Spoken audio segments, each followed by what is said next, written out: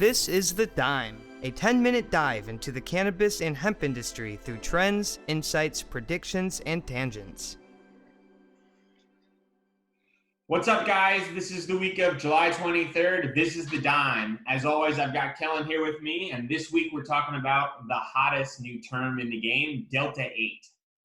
So in layman terms, Kellan, Delta8 is Delta9's cousin with lower psychotropic potency and a world of benefits.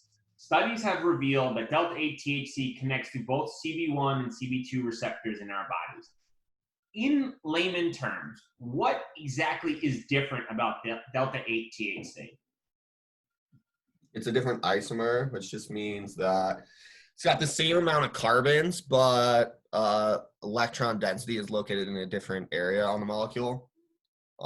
So it just, at the end of the day, it's got a slightly different shape that reacts differently with the enzymes in your body. The new topic is consumption of that via topicals versus vapes versus edibles. Can you kind of give some more insight into the differences when consuming that product?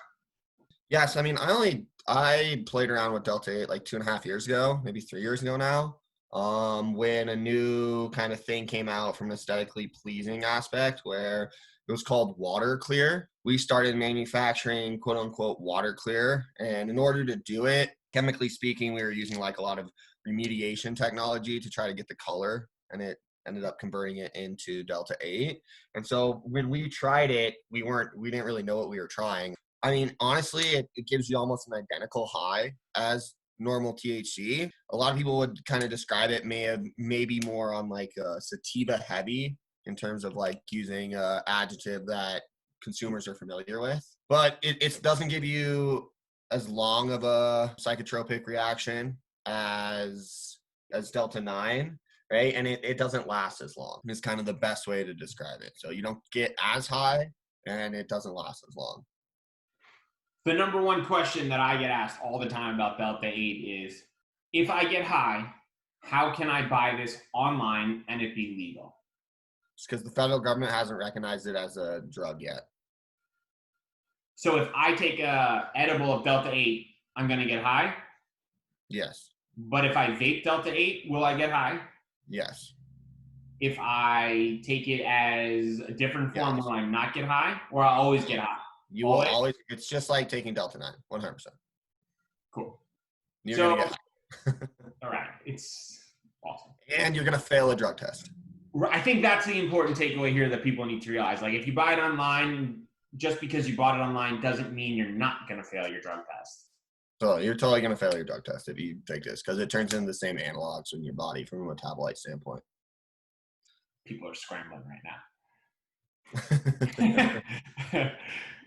Is Delta8 just a novelty? So I have an opinion that may be contrary to popular opinion in this space. That's why we're here. At the end of the day, I think that there's a fine line between smoking a plant that naturally produces a chemical versus ingesting a chemical in which humans had to create. I think at that point it becomes a drug.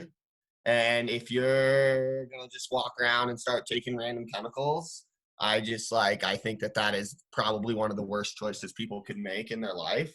That's just my opinion, though. I mean, at the end of the day, like, just going to go around taking random chemicals that cause psychotropic reactions. Like, might as well start taking the ones that cause the real psychotropic reactions, like DMT or acid or mushrooms, right? So, like, at the end of the day, like, it's a medicine. And if you're taking it in a non-medical environment, then at the end of the day, it's just like you're just taking drugs to get fucked up. And I don't think, like, I already see that Delta9 and the plant natures make it. At this point, it's a synthetic chemical, in my opinion, that we just don't know how it's going to react from a long-term perspective in terms of the pros and cons. But that's just my opinion on my little soapbox about all these like random synthetic cannabinoids that are about to hit the market. I think that's an interesting point. And from my side, a lot of the users that I know that are consuming cannabis could care less that it comes from a plant. Maybe there's like that small group of people where like it's a plant, so I consume it. A lot of them are consuming it to get high. And I don't think they care Delta-9, Delta-8, CBD, CBG, CBN, whatever it takes, they don't care. They just want to know that when they consume this product, that they're going to feel a psychoactive feeling where they're going to be a little more relaxed, a little bit more disoriented.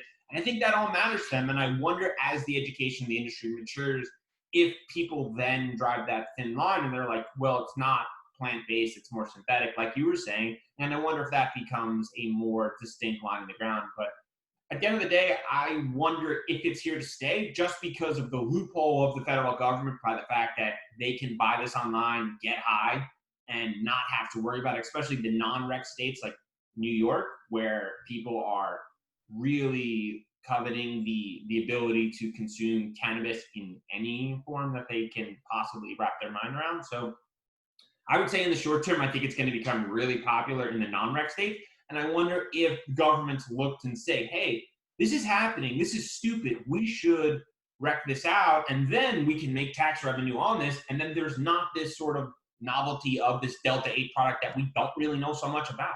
So I would say one thing too, that it is illegal right now in federal government language in all the rec states.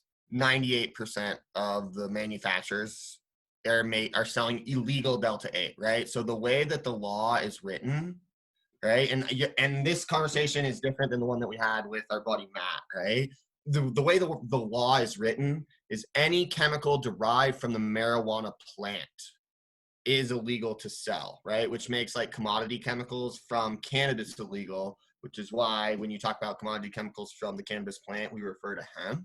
So what a lot of people are doing is they're deriving, say, their THC from a cannabis plant, and when they're going through trying to sell this THC, instead of Delta-9, they're going to do a synthetic reaction to convert it to Delta-8, and then they're flooding the market with their excess Delta-8 product that, hey, turns out that their brand didn't succeed in California. There's this legacy market. Instead of doing that, they're going to get converted to Delta-8 because they think that they can sell it all over the country, right? That's where I think that it's going to get really, really slippery within the federal government and how they've kind of worded things. And even so within I think the hemp bill has a phrase in there that talks about converting Delta-8 or CBD into some of these THC derivatives, right? So I think it is kind of encompassed in the law that it's going to be illegal. And really the only real workaround, in my opinion, for it is if you're going through and synthetically manufacturing it like a pharmaceutical company would, like that one company that Matt was mentioning to us, So, but then again, I'm not a lawyer, and the precedent really hasn't been set at all from like the federal government arresting anyone. And it seems like they have their hands full with a couple other things going on right now in the world. So it's probably all just wind coming out of my mouth right now. There was one takeaway that Matt mentioned that you and Matt were talking about on the phone, and I don't want to botch this, so definitely fill me in if I mess it up.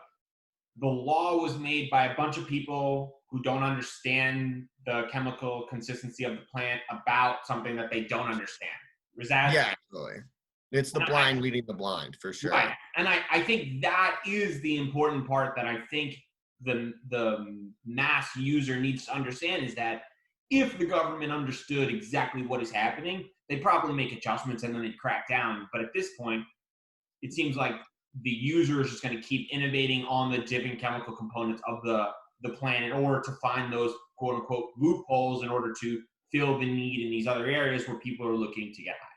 Yeah, I think fad is probably the best word choice to describe something like this. Because at the end of the day, all it takes is one old white guy to hear that this makes people high and fucks them up, and they're going to be like, well, that's definitely got to be illegal, like yesterday. So you're telling me Jenko jeans, pods, Delta8 THC. Totally. Is that how you did it correctly? Wow, amazing. That is how I do it. That is quite a group right there. So yeah. Thanks everyone for listening.